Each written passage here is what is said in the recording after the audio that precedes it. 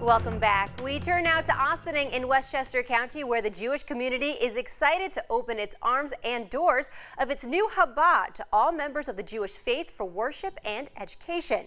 The quaint building on Camp Woods Road was built as a church back in 1902. It will soon transform into a newly renovated synagogue and education center, a new home for the Chabad Lubavitch, a local Jewish organization. We spoke to Rabbi David Lebkowski, who says the opening of the center is a dream come true.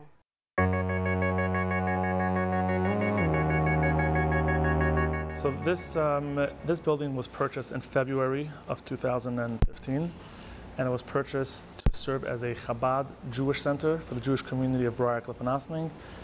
It's an organization. We have been in town for like 12 years, a little over 12 years. We moved here to enrich the Jewish life of Jewish people over here by offering different programs for the Jewish population over here. And till now we were just renting various different spaces in the community, and now we finally bought our own place, and we hope we'll be able to do a lot more programming in this area now.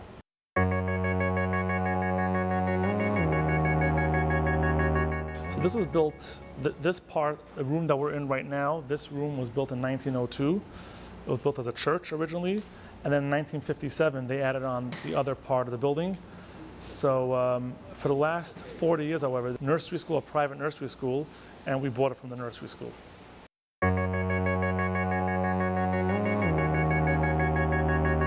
We were looking for 5 years, and we looked at every single building that came onto the market over the last 5 years.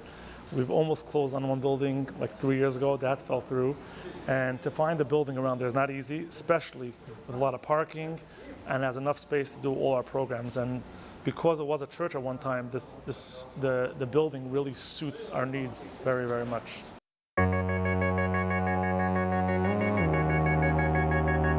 So we could have just went in and just left. There was a drop ceiling over here. As you can see on these trusses, there was a drop ceiling. But we figured if this was built in 1902, there must be some beautiful ceiling, and we were right. We opened this up. We found black beams, but through 2.5 to 3 months of hard labor of first power washing these wooden beams and then hand sanding each one, putting some polyurethane, we brought out the beautiful wood that was originally once at one time.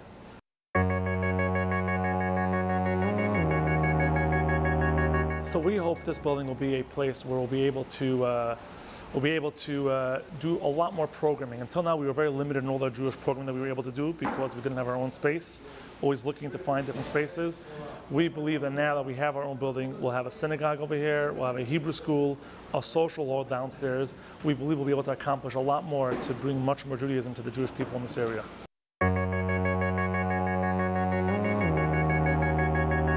We are hoping that by the high holidays, we should be able to get in over here, which is in September. We hope to be in here for the school, the Hebrew school, and for the synagogue as well.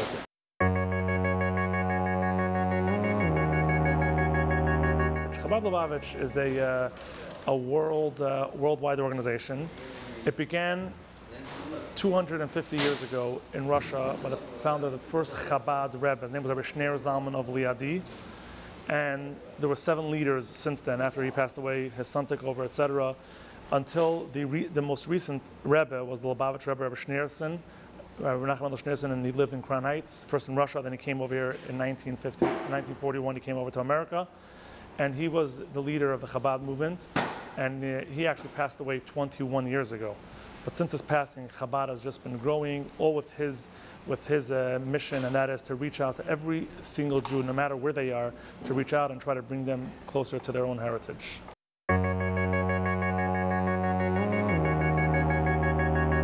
Because we believe that a lot of the programming that we want to do in the community to reach out to so many different Jews, and we're not like a typical synagogue where we're just there as a synagogue, you pay membership, you come. We believe that every single Jew should be welcome, regardless of background or affiliation, regardless of financial situation. We're all welcome, and now we have a building that they'll be able to come in, feel at home over here, and hopefully we'll be able to grow all our programming, God willing.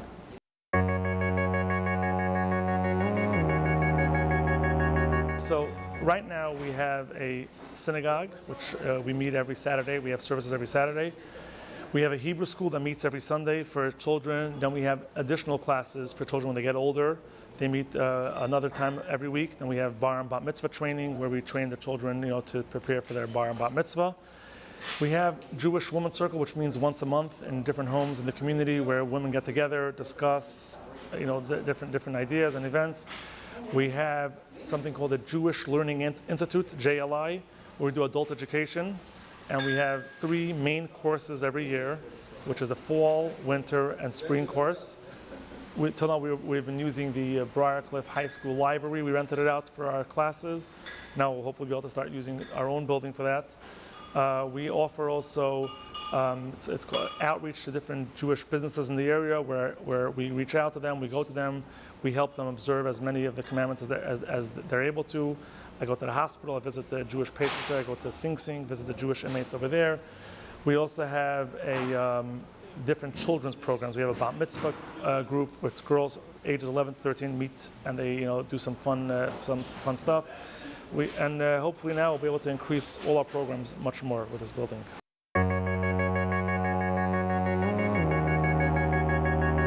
This is a dream come true. I mean, for the last, I don't know how many years, 6 years, we were looking, and this is just an unbelievable dream, and it's unbelievable how the people over in the community have supported this, helped us to purchase this, are helping us now doing renovations, and we hope to help us finish this, and we'll have a beautiful synagogue and a beautiful Jewish center that everyone feels welcome.